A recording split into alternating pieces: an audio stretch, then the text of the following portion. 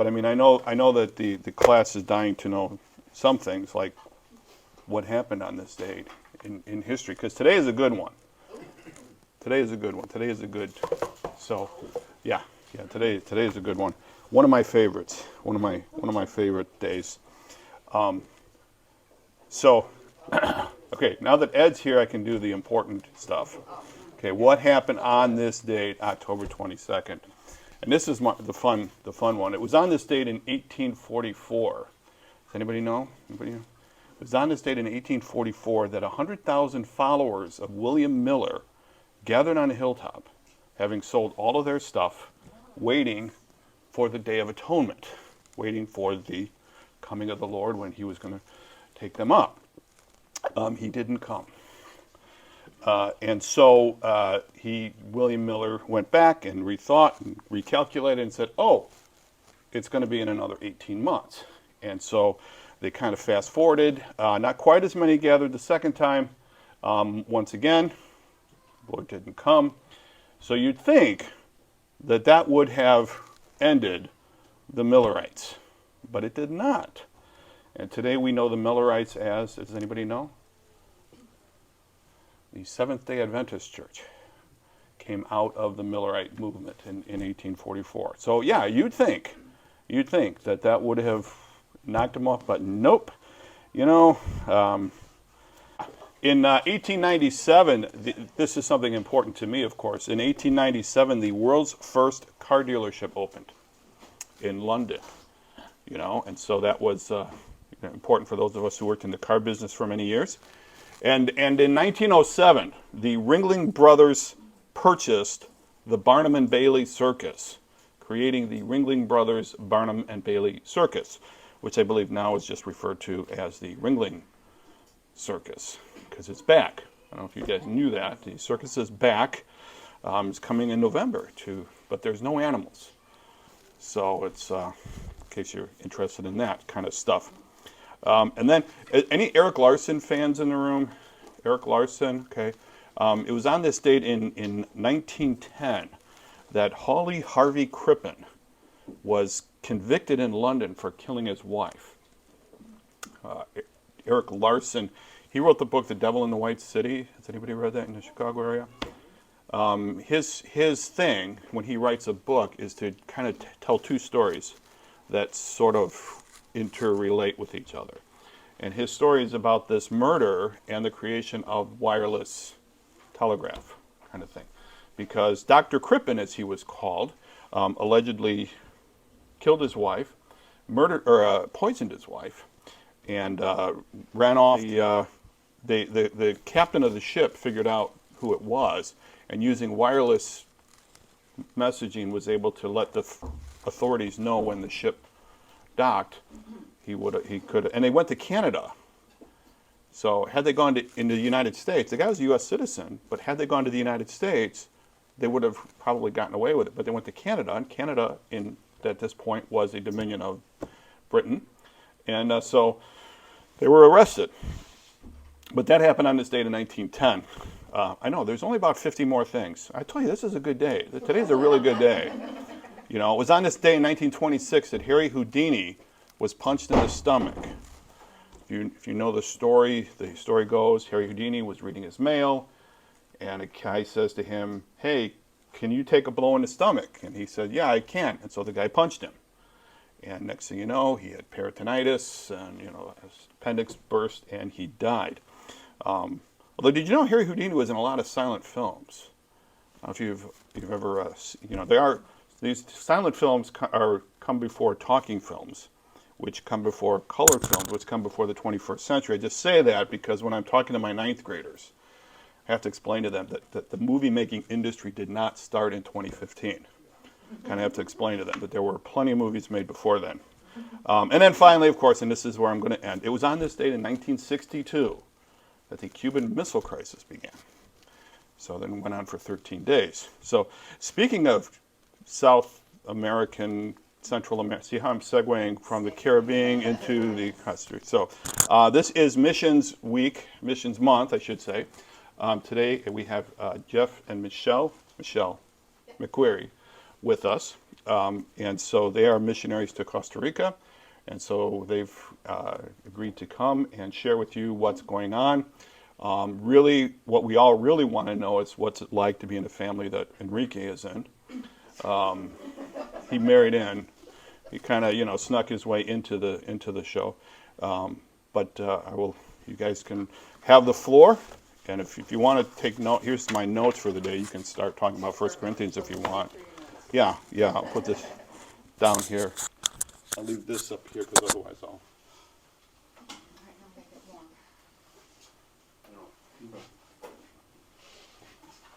It's weird, I'm sitting here dead center. I'm like, okay, one wrong move.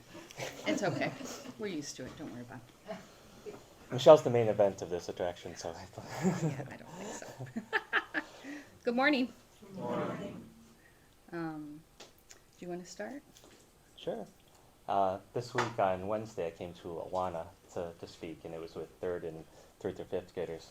So if you know anything about Michelle and I's ministry, we'll talk more about that. But we work with women who are in prostitution. So I was trying to get my head around how I present this to third through fifth graders. So we talked a lot about animals in Costa Rica and food, and we did go into a little bit about what we do, just on a very basic level. But it was fun. It was fun being with the kids.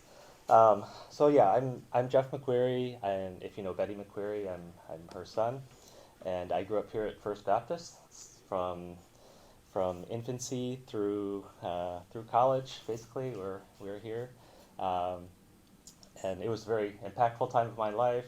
First Baptist was my church family, my home, and so it's always great to be back and see some familiar faces, but a lot of new faces. Always we're getting introduced to. And there's our friend lady. Buenos días. Hola, mi amor. Buenos días. Bien, gracias. So yeah, we have a lot of connections here. So it's always a privilege to be back and to see our church family.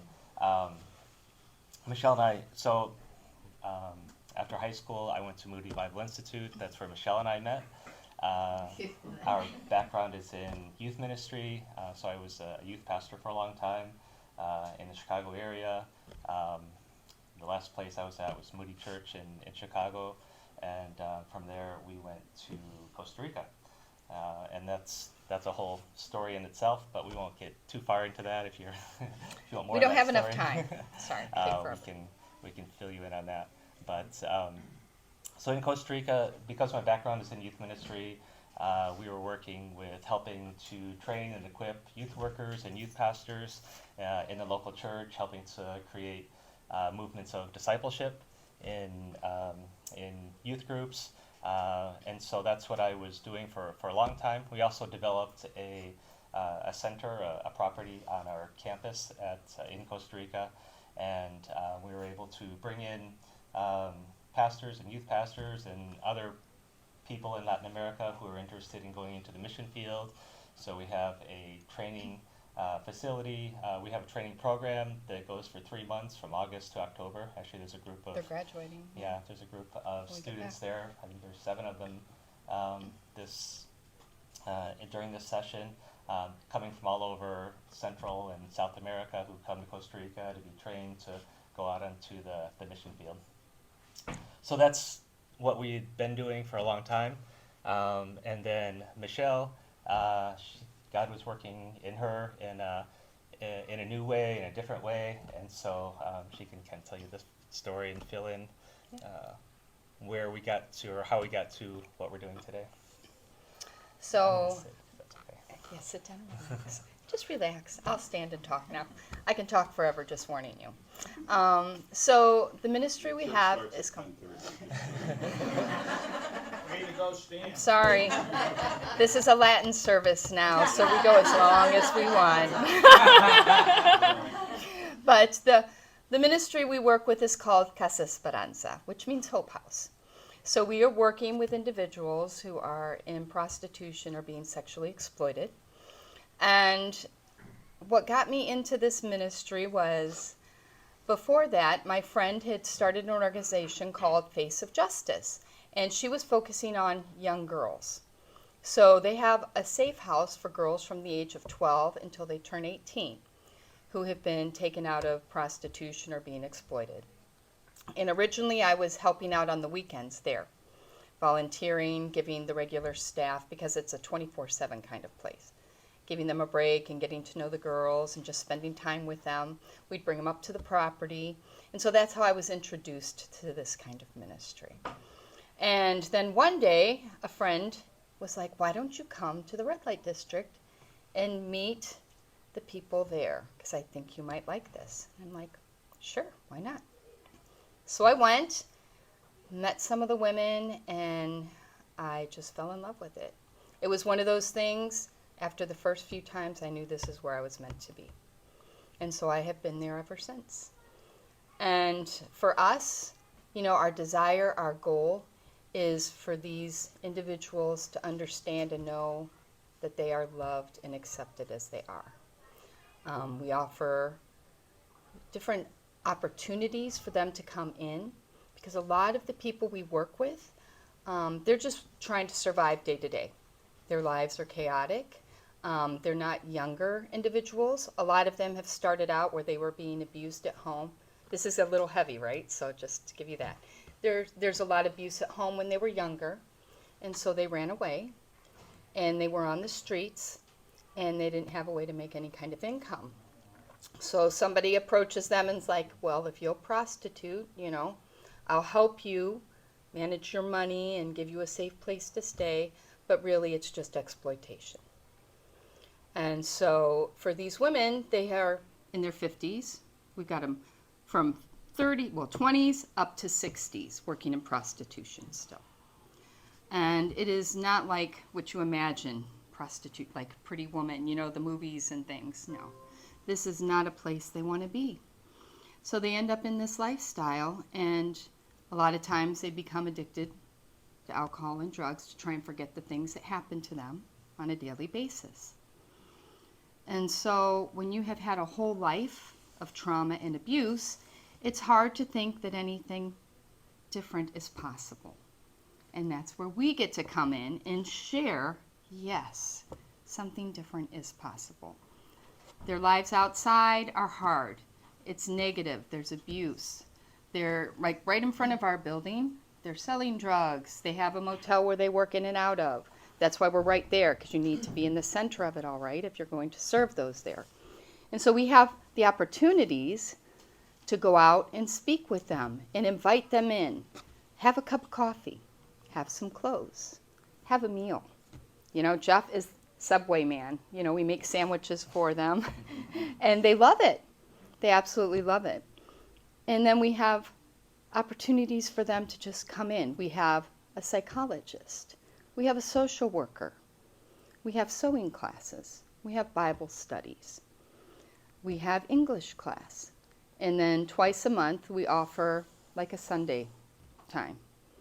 So they can come in, we have a worship time, we have devotion time, we do a project with it, and we always have food because they're always hungry.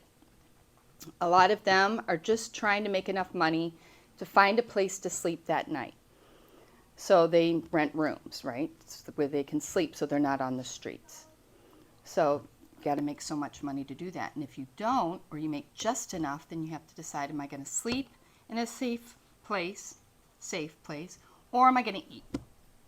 So we always try to have those basic things so they can at least have something to eat that day. I think one of the greatest ways we build relationships is by just going out and talking to them. I walk the area and just invite them to come. Building relationships is one of the greatest ways to make change, because when they get to know you, then trust can happen. And when they can start to trust you, then they're open to hearing something different and believing what you have to say. Because there, they don't trust a lot of people. People there usually are just using them, right? Trying to get something out of them. They don't understand the concept that somebody can love them and care about them and not want something from them. And so it takes time for that to sink in. But we get the opportunity to do that. And then when that relationship continues to grow, we get the opportunity to say, hey, there are other things you might want to do. If you have dreams, what would they be? And we try to help them follow those dreams. Did you want to say something? I thought you wanted to say something. No. So the name of our ministry is called Casa Esperanza, and if you're familiar with Spanish, Esperanza, it means hope. So it's the Hope House, and like Michelle was saying, that our desire is to offer them hope for something different, hope for at the very least being able to become financially independent, so that they can make the choice to do something other than prostitution. And we feel like this is all gospel ministry. This is all what we do in order to share Christ with someone, and helping the entire person, a holistic approach to ministry, and helping them to have hope in a life that is different than what they're currently experiencing. One thing that that I guess just noticed recently as I was thinking about esperanza, the word esperanza also has the connotation of waiting, and a lot of what we do at Casa Esperanza is to wait. We because women come in, wherever they're at in their journey. Some people or some women have very strong faith. Others, are just coming to get a plate of food, or just coming to get a change of clothes. But wherever they're at in their journey and their process, we want to be there, and however long it takes for them to take another step, we want to walk with them through that process, and walk with them through that journey, to hopefully get them to where they can take another step and another step. Usually it's we always say 2 steps forward and 3 steps back, but eventually they'll be able to take a step that will lead them to another step, and hopefully get them away from the red light district, and be able to have a life outside of that community. So it's difficult. It's a really difficult circle to break, because it starts with trauma, and often, like Michelle said, it leads to addiction, and abuse, and all of these things. So in order to break that circle, it's really difficult. There have been stories of success, so we're always very thankful. Actually, tonight we're going to speak in the service, and we have the story of a woman named Gretel. We're going to show us a short video of her life, and where she started, and what she was doing, and how she was able to be free from prostitution. So. Yeah, I think one of the biggest privileges we have is to instill hope in them, to give them the opportunity to realize that their lives matter and they have value, because where we're at, the location, people just walk by. They don't look, right? It's easier to just look straight ahead than to see someone on the street, or to see what's happening around you. To ignore it, right? Because if you acknowledge it, then you have a decision. Do I do something or do I not? And it's a lot easier to just pretend it doesn't exist. We call them like our invisible population, because people don't want to admit what's really going on there. So we get to instill hope. And it's just through little things. It's nothing huge. Being kind, talking to someone, listening, sitting down with them, right? None of those things are hard to do. But at the same time, you have to take the time to do that. And that's not always easy. So we get to do that with them. And when they begin to have a little hope, and they realize that their lives have worth and value, that they are loved and they're worthy of love, then they begin to dream. We always know someone's making progress when they can start to have dreams. When you ask them, what is something you would like to do? I would like to cook food and sell it, on the street, make money that way. And so that shows they're making progress, because normally they're only thinking day to day. They can't think a week in advance. They can't think a month in advance. They're just trying to survive today. So when they can begin to do that, we know things are beginning to move in the right direction. So yeah, it's an incredible ministry. We absolutely love it. They adore Jeff. One of the greatest things about Jeff coming alongside now and helping out is they get to see a male figure in a positive way, because their opinions of men are bad. Usually when a man is going to touch them or talk with them, it's not a good thing.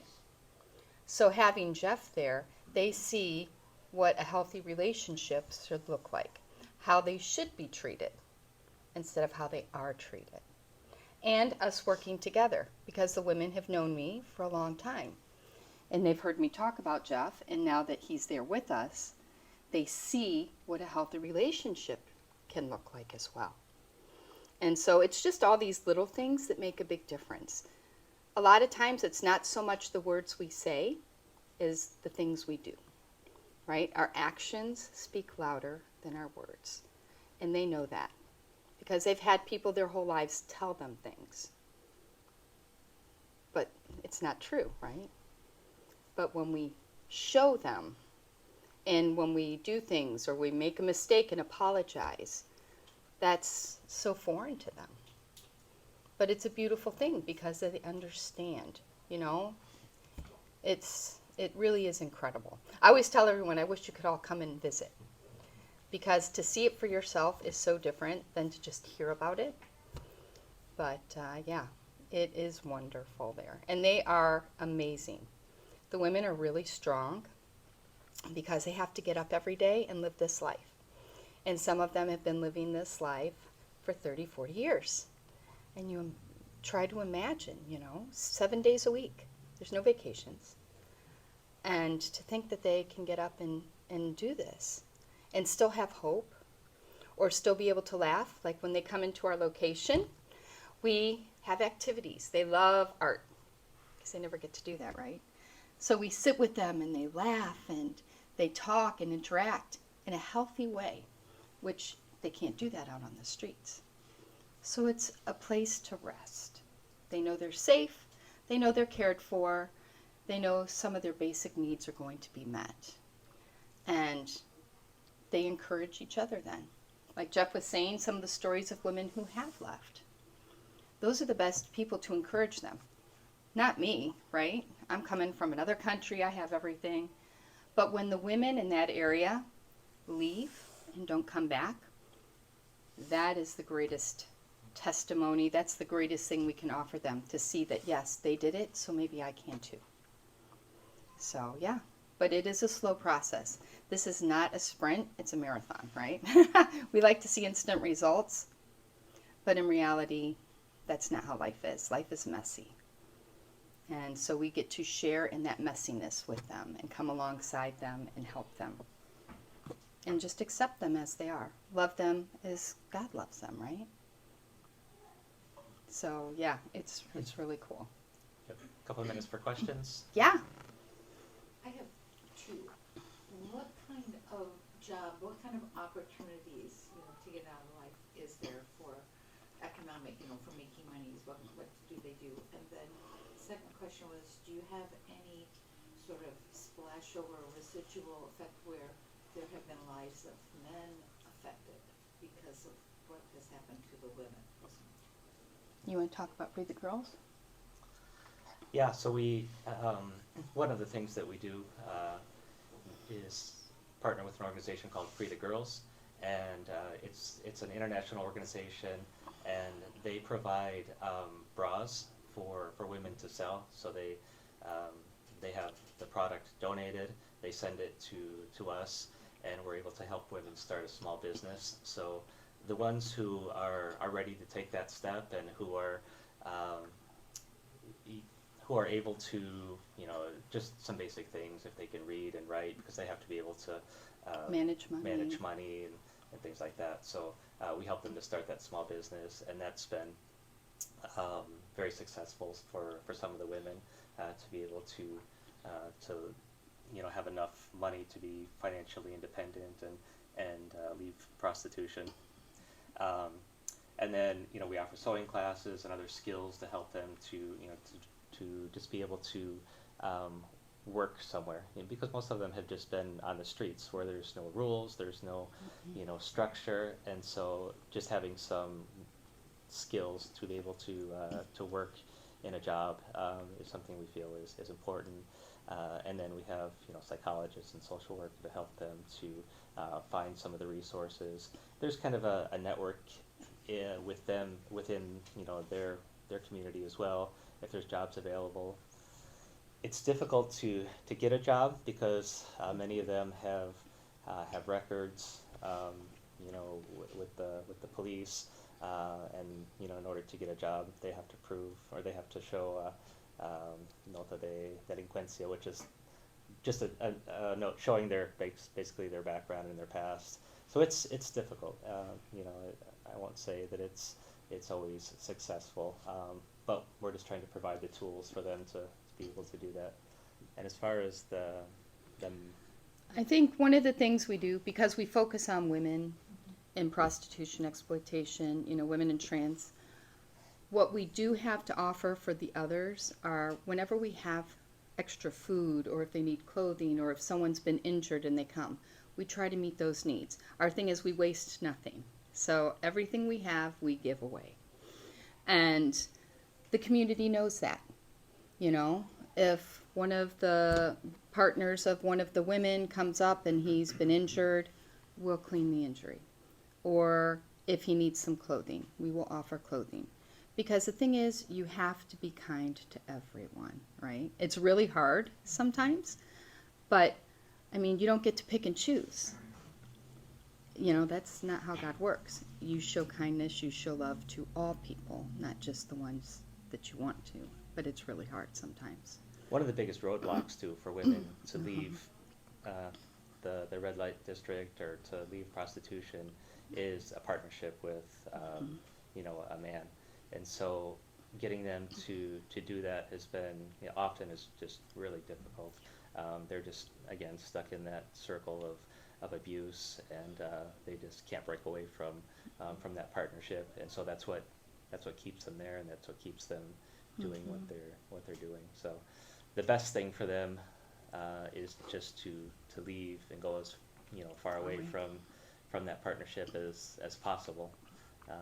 But that's It's hard to do. It's really hard to do. And you have to have a place to go. It's not like they have a lot of shelters. We're just a daytime refuge. For the evenings, that's a whole nother story. And so they offer a lot for men, and they offer mixed ones, but what was it, just one in Costa Rica that's just for women. And unfortunately, when you go to some of those shelters, they rob you, they abuse you, and then what do you do? So it's not an easy problem to solve, But does that answer your question? Okay. Any other questions? Don't be afraid to ask questions. We love questions because that's how you learn more about what we do. Yes? Is prostitution legal in Costa Rica? Yes. If you're 18 and over, but it's hard to crack down.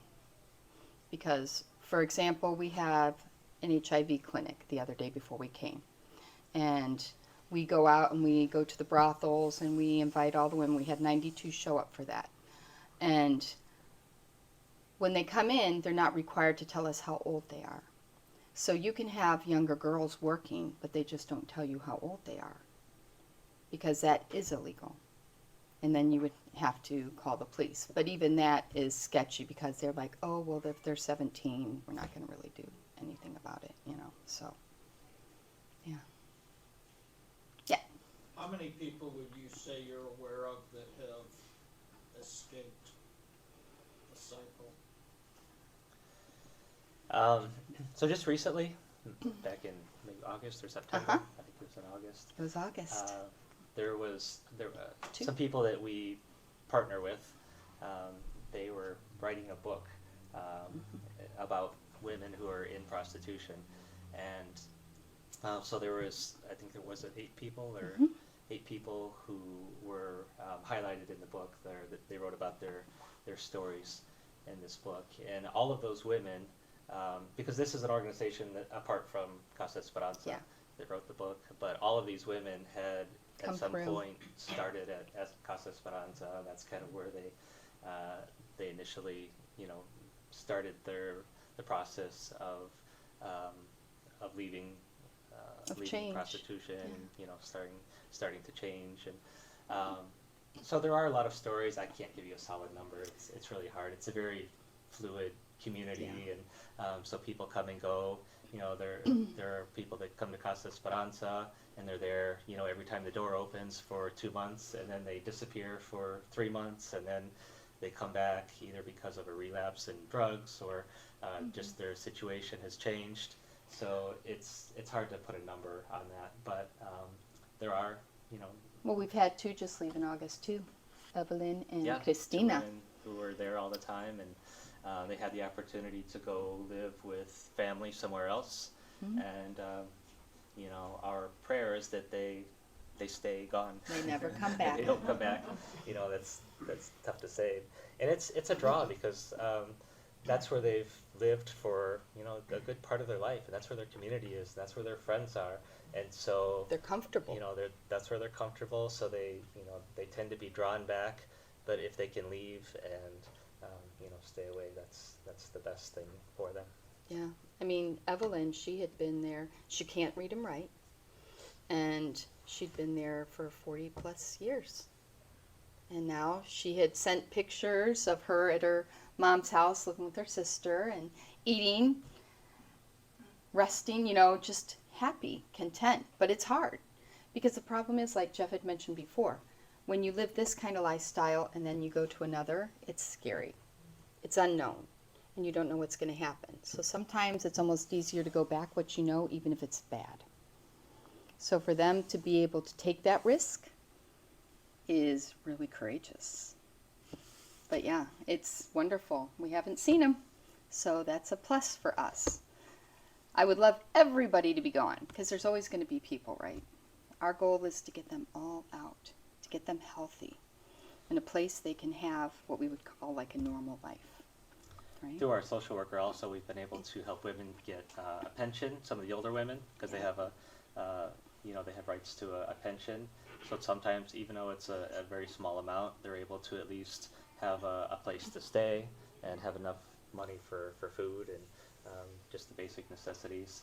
And there's also some other organizations that deal just with women, so they're able to get a small amount of money every month, and just with that, they're able to to be away from the red light district, and they don't have to rely on prostitution as their the way of making an income. Yeah. Any more questions? You guys are so quiet. Can you tell us about your location or your city you're in? Oh, yeah. In Costa Rica itself. I'll let you. He's the direction man. So- You could make a left at the light and be there. That's what I say. Turn left, turn right. He's like, no, go north. 300 meters. I'm like, what? How many Well, blocks? in Costa Rica in general, there's not a lot of road signs, and there's not, everything is just by landmarks. So, from the Catholic Church, you go 200 meters, and you turn north, and then you go another. It really is 150 true. meters. Yeah, exactly. Oh my gosh, it's hysterical. When you first get there, it's a whole nother world. But we're right in the center of San Jose. So San Jose is the capital of Costa Rica. There's 7 provinces in Costa Rica. So San Jose is the province, and then the capital city is the city of San Jose. So it's San Jose, San Jose, and so the red light district is it's just in the center of the city. Do you all know what a red light district is? yeah, it's- I never even thought about that. Some people might not know that. Just an area where prostitution is available. Drugs. And there's a lot of drugs in the area. So in our basically we're focused kind of on a block. Now the block that is around us is a place where there's a lot of markets. So like all the meat markets and the fruit markets are just around the corner from us. There's a lot of foot traffic in that area. But you kind of turn the corner and you go down the street that Casa Esperanza is located, and we're just a building, in kind of a row of commercial fronts, parking garages, things like that, and So there's a lot of crack being sold, like right In front of our building. door, right in front of us, and then there are a lot of there's a lot of prostitution just around the corner. There are a lot of There are 5 brothels. So that's kind of where we're located. We're just right in the center of. Does that answer your question? Is there something? Well, I mean, just, you know, what is Costa Rica like, living, you know? For us, so we live, it's about 20 minutes from the center of San Jose. It's actually another province called Heredia, just to the north. We live in a small town called San Isidro, and we originally bought our property. We bought a piece of property and built a house adjacent to the ministry center that our organization owns, where they do the training, and so we have you know, a really nice place. There's a lot of property Up in the mountains. up in the mountains, and so Beautiful. we're able to kind of escape from the environment in where Casa Esperanza is located. Costa Rica is it's historically Catholic, so it's a Catholic country, as is most of, you know, Central and South America. Their biggest industries are, first of all, tourism. You've probably all heard about Costa Rica and people visiting there, and it's a beautiful place to visit. Beautiful. There's a little bit of everything, a lot of diversity. There's the mountains and the beaches and the rainforest and the cloud forests, and very Volcanoes and volcanoes, very ecologically friendly. They pride themselves in that. Obviously, the language is Spanish. Also, a lot of so some of the biggest exports are bananas, pineapples, coffee. So if you good like coffee. Costa The Rica best has- coffee. They claim they have the best coffee in the world. I agree. Yeah, so that's a little bit about the country. It's a small country. Size of West Population, Virginia. yeah. Geographically, it's like the size of West Virginia. A lot of mountains. What else? No, that's, I mean, it's a beautiful place. Yeah. No one can deny that. Yes, my darling. With now that we have the immigration issue, do you guys see people coming through the country? Because I mean, we're hearing they're coming from South America through Oh, yeah. Central to United States. Do you see that? Yeah, it's kind of a crisis in Costa Rica, because there's been 600,000 people coming through South Costa America, Rica. up through Central America.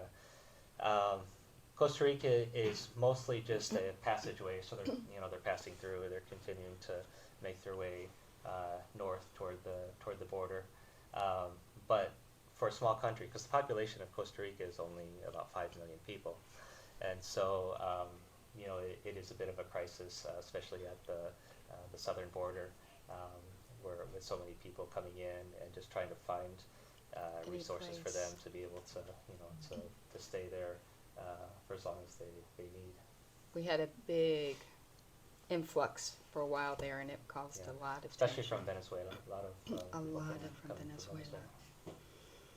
So, Good question. Yeah, there are voices out there. Let's lay some to rest here. So there's voices out there that'll say, there's this prostitution going on, but it's among 18 plus, and child sex trafficking is a minor problem. It's isolated, really doesn't exist. It doesn't reach to the highest levels of government. No. What do you guys see on the ground?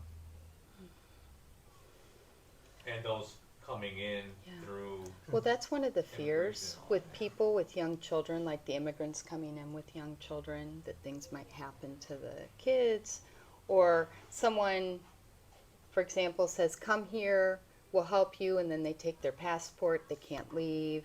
Okay, so you're stuck. You got to work for us, so you're in prostitution. What were you going to say? No, I mean, just personally, we don't see Where we're at. where we're at. Yeah, where we're located, we don't see That's a lot probably of more the that. coast, the beach. Face of Justice, they deal a lot with underage girls who have been exploited. Most of the cases that they see are are girls who have been exploited in the home, have been sold in prostitution By their families. by their families. So it's not so much, people crossing borders and things like that, but obviously It happens. it It's happens. there. It's there.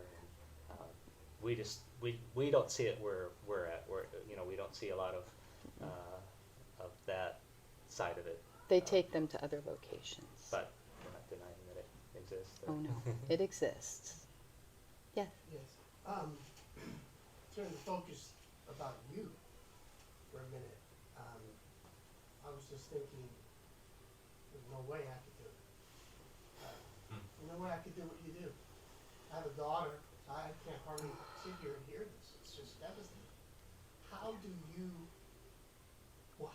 keep how many days are you filled with tears, and how do you get up and, can you talk about that for a little bit? I know you're going to say when the Lord enables you, but still there's a you that you know that there's a weight that you see. How do you do it? Do you want to do yours first and then me? Yeah, that's a hard question. We try to manage how much time we're there. And I think it's different for us, just the way that we process things. But there's someone that we talk with from our mission organization once a month who's a counselor. Michelle meets with a counselor almost weekly. So that's really important, and just It's a boundary issue. yeah, having It's- boundaries is really important. Trying to have boundaries. Having a life outside of Casa Esperanza is important. I'm a cyclist, and so for me that's something that helps me to just kind of escape. Usually I go early in the morning, and that allows me to just escape that for a while. But we're there sometimes, 5, 6 6. days a week. Just and so depends. it depends.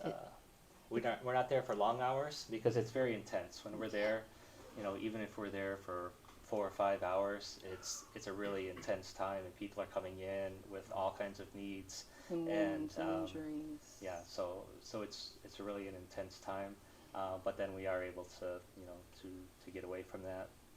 It's really hard though. But yeah, you can tell. Yeah, that's one of the problems. Most of the people I've started working with aren't there. I'm the only one who's been there 8 years. And I understand why. Because when you are hit with this on a daily basis and you see the crisis and the need and the pain, it's hard not to take that in. I'm a person who wants to fix and solve things for them, right? I want to make your life better. And I have to constantly, as my counselors told me, go back. Why am I there? I am there to love them unconditionally. I am there to show them God's love and mercy and grace. I am not there to fix them. I am there to accept them and help them see that there is something more. And when I keep my focus right, it's a little easier. But, our son's 17. I've been there 8 years, so I've seen all the ages, And these kids, some of these girls, they could be my daughters. They call us mom and dad, right? Even the older women call us mom and dad. It's kind of funny. But you see that and you think, how? You want to save everyone. You want to just come home, live with me, right? And you just can't do that. That's just not reality. And so for me, I have to have a lot of time to process, try to let go. It was really difficult for some years before I realized how unhealthy it was, before I got the counseling. Because it's never ending. And it's easy to be like, God, why don't you just snap your fingers and end it now? But at the same time, you get to walk that journey with them. And then God will give you, on a really hard day, He'll give you a little glimmer of hope. You'll see a change. You'll see something that you didn't see before. And you're like, okay, God is at work. I can do this. But, the answer like, oh, God gives me the ability. Well, He does. Otherwise, I couldn't do it. But He puts it in you. I love being there. I'm content. I'm happy. I adore the women there. So that makes it a little easier. I think if you got up and you dreaded going, you shouldn't be there, right? But because there is something in me, God has given us the ability to love that community. So that's how we can do it, even on a bad day. I mean, don't get me wrong, there are days I'm like, oh yeah, I could be done with this. Life would be so much easier if I didn't have to worry about this. I mean, just even coming here, we got a message that some of our women were arrested. And so, where are they at? How are they doing? You know, there's just always these questions in your mind. And I have to remember, I'm not in control of those things. God has a plan for each one of those women. And He is going to walk with them through that. We can accompany and help and encourage, but it's not our job. And so keeping that, it makes it a little easier. But I cry a lot of tears. Have you two ever been threatened by individuals who thought you were interfering with their work, criminal as it was? There's been threats, nothing like violent threats, but the one thing, because they know us and we have been there so long, they protect us. Because for them, Casa Esperanza is hope. And they own it. They help us clean up. They can't give back a lot of stuff, right? They don't have a lot. But they'll help clean. They'll help us organize. Like the one woman, Gretel, you'll see her video if you come tonight. She helps with our HIV clinic. You know, they want to give back what they can. They'll help organize the clothes when we get clothes donations. But they are very protective of us. Like when I was walking in the streets, if there's something going down one of the roads, something not safe, they'll say, don't go down there. Or if someone is in my face, they'll come over and take care of it. You know, What about the police? What's your relationship with the police? It's not a bad relationship, but like Jeff always says, they're not trained well.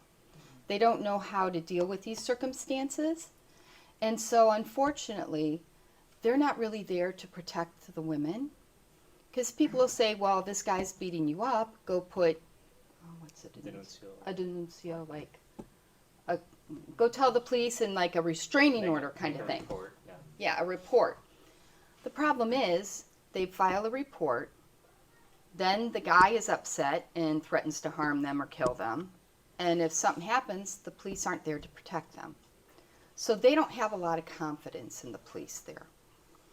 And it makes it hard. I mean, where we're located, when someone gets hurt, because they'll have seizures, they get stabbed, this is just daily life for them.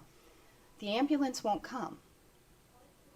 So they're just sitting there on the ground. We try and do what we can for them, but, you know, I think in all the years I've been there, 3 ambulances have ever come. And that's with the police calling the ambulance even. So it's not a place where people want to be. And they just don't have a lot of resources as well. And so... And the police are mostly there to protect tourists. Tourists and other people who are, because there is a lot of foot traffic in the area, so just, prevents something happening to someone who's walking through the area, but not so much for the protection of the people in the community, the population. Yeah, so we fortunately have never had any major issues. Like I said, there's something called street justice, and they take care of it. I don't need to really worry. You gotta be smart. You can't be stupid, You gotta be smart about what you're doing, but at the same time, I really don't have a lot of fear when I am there. Michelle's the queen of the neighborhood, so everybody knows her, and so as soon as she walks out the door, Michelle. It's the hair, honey, it's the hair. Why do you think it's so white? Between my kids and them, this is where it came from. But they do. They know we care about them. And so Michi, they call me Michi there. When we come, they start screaming, Michi. Some days I'm like, I don't want to hear that anymore. I'm tired. But, they love us, and they know we love them. And that makes all the difference, right?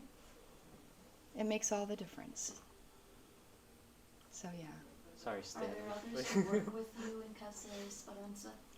That's a great question. We have another girl full-time with us who does the Free the Girls program. And then we have more volunteers finally popping up. Before it was pretty much me and Jeff and Susie, who's been there for 4 years. So before, when I was there, like I said, people come and go there. It's hard to stay there. But to have people full time, it's hard because we can only be there during the days because it's really bad at night. You never stay past 4 o'clock. It just changes the environment. And so finding people who could come during the days or people who can actually handle a ministry like that.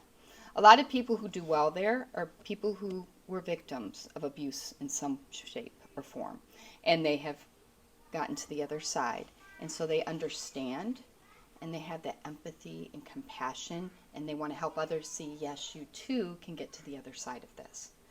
So that's what a lot of our volunteers are.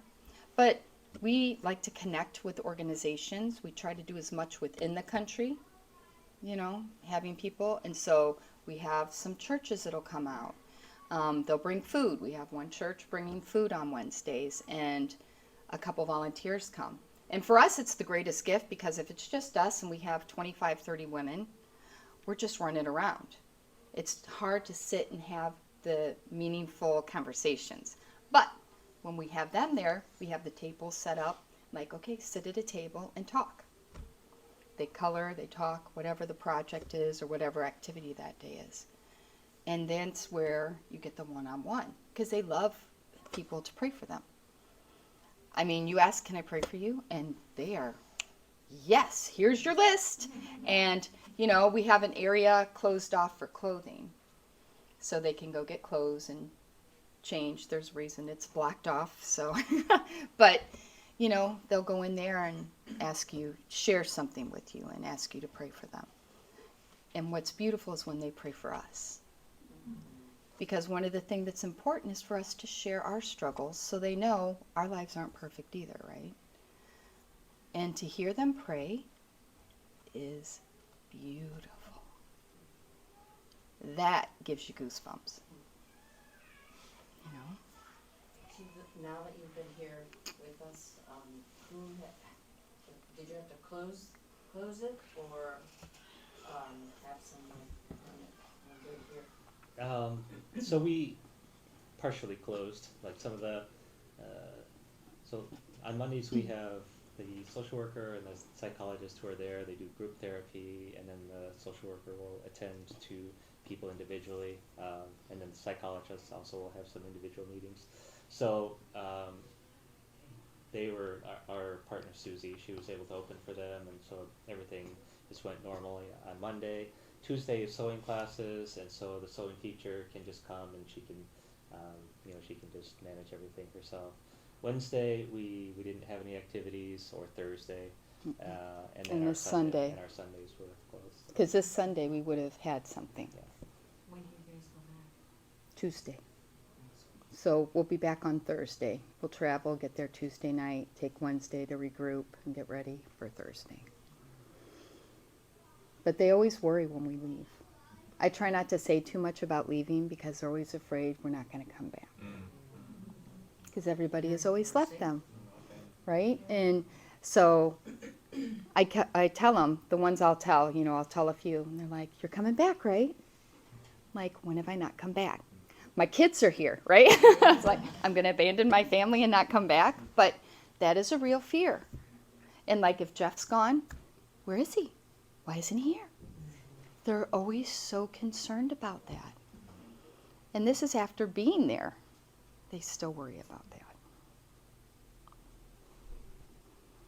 So yeah, any other questions? What is like having been on the mission field, or when people come down and visit? What is like the biggest surprise? When they come to Casa Esperanza, Yeah. they are surprised at how kind the women are. I mean, everybody has their idea of what it's going to look like. It's not what they imagine when they get there. And honestly, that's one of the best things we can do for people, is to invite them to come and see for themselves what it really is like. Because we can imagine things, but then when you see it, then you know the reality.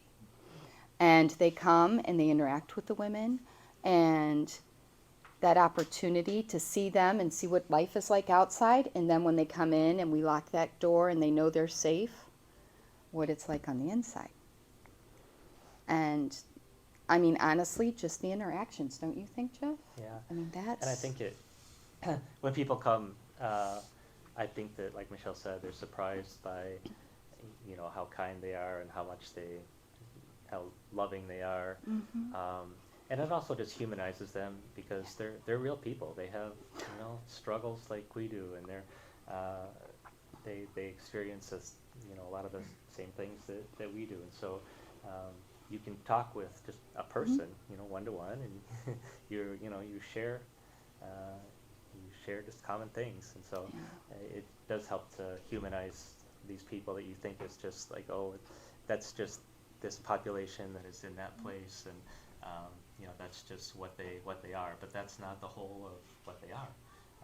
You know, they're people with real emotions and feelings and needs and families, you know, families, kids. their moms. Yeah. But you'd need to know Spanish to go down there and actually interact. Yeah, I mean, they It speak helps, Spanish. but some speak English as well. Yeah, and there's some that speak English, and you know, we always have people around too, who are bilingual, who can help. You bring Lenny. Bring Letty with you. Yeah, I told her I'll translate. I'm telling you, it is incredible.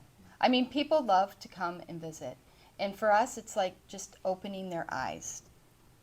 Because then they leave and they have a different perspective. And then they can share that perspective with others, right? Whereas we can talk about it forever, but until you see it for yourself, it changes things completely. And so we encourage that. I always tell people too, though, that we all have people around us that that don't have a voice, that feel invisible, and you know, no matter where you're at in your at work or in your kids' schools or neighborhoods or your even neighbor. in your own church, there are people who feel invisible and feel like they're they don't have value, and so we all have the opportunity to reach out to those people, help them to feel heard, feel like there's someone who cares about them. Yeah. So You don't never have to know come to someone's Costa story, Rica. right? You don't know. So when you guys first started out there, I remember you started with the youth ministry. Are you just so in awe of how God has used every single step you've taken?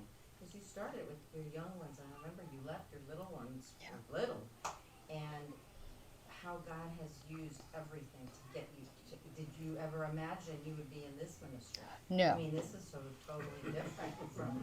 No. Never would have thought that in 1,000 years.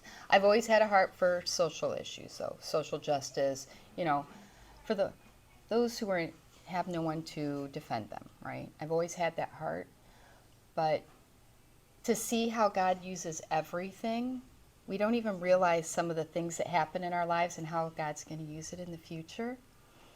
It all comes to play.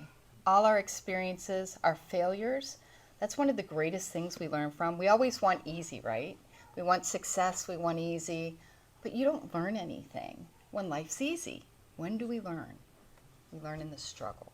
We learn in the disappointment, when we fail, when we fall. So what do? We get up and we continue. And we learn from our experiences, and then we share that. Because you don't know how God is going to use anything you do or say to impact someone. Like I say our actions speak louder than words, which they really do in a certain degree. But at the same time, you never know what one kind word is going to do to impact someone. You don't know. And like when I was talking to the high school kids, you know, it's so easy to say something kind. Because when you say something kind to someone else, they're more likely to be kind to someone else as well. But if you say something harsh, if you're critical, if you're negative, if you yell or whatever, that person, how are they going to respond to the next person? So it really does make an impact. One word of kindness, it doesn't take a lot. You have to be intentional, you know. But yeah, what do you think? Yeah, I agree. I think think I gotta go pick up my mom. at Oh, her you go get house Mom. late for church, otherwise Okay. she's gonna You go get she's gonna Mom. get nervous. Poor Mama. Mine while you're there. I'll pick up your mom too. Go get the moms. But yeah, I mean, it has been a privilege. All right, let's see. Okay. I'll keep so much, talking. Michelle. Sorry, I won't stop. Don't worry. We'll start asking, where's Jeff? Where's Jeff? Where's Jeff? I know.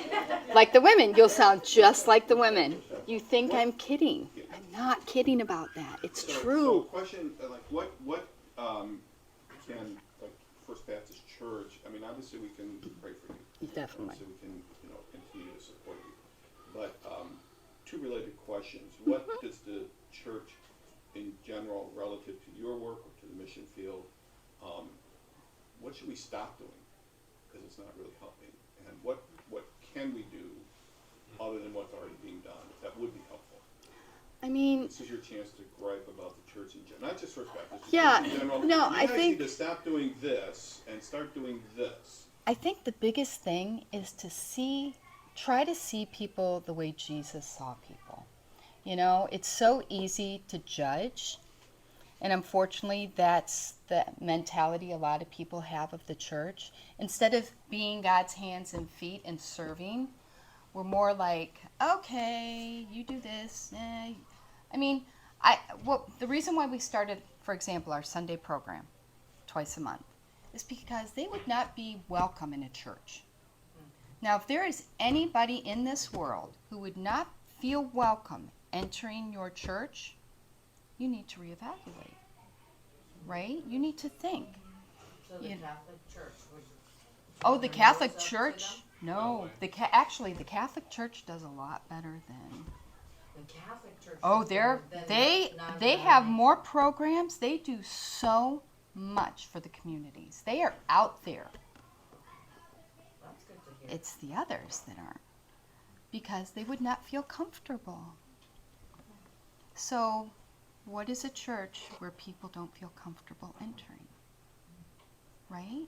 I mean, for me, I just encourage people to go back through the life of Christ. How did he treat everyone he encountered? How did he talk to them? How did he interact with them? How did he spend his time?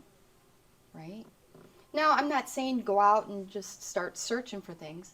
Honestly, if you ask, God will, oops, I'm sorry. God will reveal to you people around you. You just have to pay attention. I think that's one of the things I had to learn, is I had to stop trying to figure things out and like, okay, God, what is it you want? Who do you want me to speak with today? Because a lot of times it comes as interruptions. Well, I'm a task-oriented person. I like my list. I like to check it off. I had to learn to let go of that. Because one thing about Costa Rica, it's what they call a warm culture. So people embrace. Like, if you greet somebody, "Ay, mi amor, ¿cómo estás?" You're going to hug the snot out of them and give them a kiss. Thank you. I have we to did do that with every single person that comes in Casa Esperanza. But that's how it is in the DR too. That's a warm culture. Now, I'm not telling you to go out and hug and kiss everybody you see. Definitely not. But it's just that idea of welcoming, making people feel welcome, valued, important. And it doesn't take a lot. I mean, that's one of the biggest things. Going out, reaching out to your neighbor, listening. Okay, God, who should I talk to? And again, for me, it's interruptions usually. I'm trying to get something done and somebody comes in unexpectedly. Or a woman is having a major crisis and I'm trying to do something else. You just have to let it go. Because God's got his plan and it's better than ours, even though we think we know what we want to get done. So like I say, it's good to have a plan, but then you got to be flexible. Because if you can't be flexible, you're not open to God's leading, to the Spirit, right? But it's hard and it takes, I still don't do it all the time. And then I have to apologize. And that's one of the greatest gifts I can give the women, is to apologize. Something that simple, to say I'm sorry. And then they can say, thank you, I forgive you. How wonderful is that? How freeing is that? I'm no better than any of the women. The difference in our circumstances is where they were born. We don't choose the families we're born into, do we? We have no control over that kind of stuff. We are where we are. Now we have decisions, we can make choices on the things. The choices like, I'm going to do this or I'm going to do that. But we don't get to choose who abuses us, you know?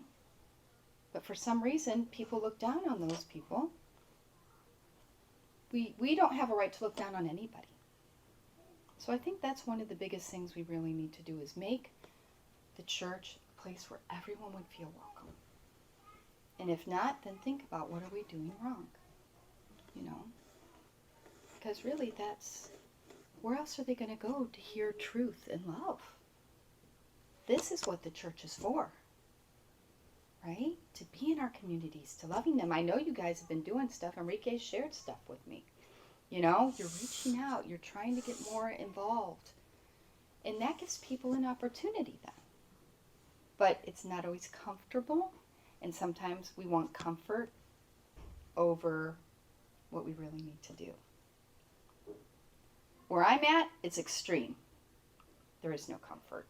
They know their brokenness. They know all this, right? They know what they're doing is not good, and they don't want to be doing it anyway. So they're at a level that some people don't want to admit already. So it's a little easier to work with people who are completely honest like that and vulnerable, because then they don't have to pretend. You know, you're not like trying to hide it. For some reason, we don't like to talk about the things we're struggling with. We don't want to share that for whatever reason. They don't have a problem with that. So, and like the things you can continue to do, it's pray. I mean, honestly, prayer moves mountains. But then trying to engage, you know, for us, praying for us, if people wanted to come visit, to see what we're doing, to get a better idea, that would always be good too. Because it's important for you guys to understand what we do. You have supported us faithfully for 20 years. It'll be 21 years in February since we left. You have been faithful all these years to our family.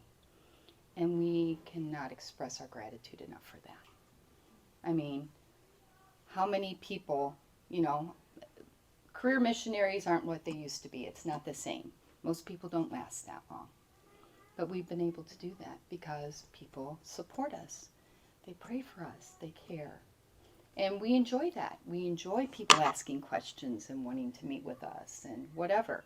Because then we can tell you what's happening. Because if you don't know what we're doing, there's a problem. You should be aware of the things that are happening. Because you're the ones supporting the work we do, right? So it's good to ask questions. That's why I'm like, I love question and answer time. Because you can ask What I'm just saying whatever is question. we're all gonna come next Sunday. We're gonna be there. Oh, you're coming to Costa Rica? Excellent. Well, next Sunday we won't be there. It'll We be the will. following. You can come to the little church on the property where we do. Yes, What Dawn. about, donations? Donations. Can we send you, clothes or It's better not to ship things Okay. they because don't arrive or they get stolen? it's just one, it's ridiculous expensive to send stuff to Costa Rica. Like when we need stuff, people are always coming to the States. So, we're going back on Tuesday. 5 of our missionary friends have sent packages for us to bring back to Costa Rica. We all help each other out that way. So if you want to send things, it's better nothing really heavy.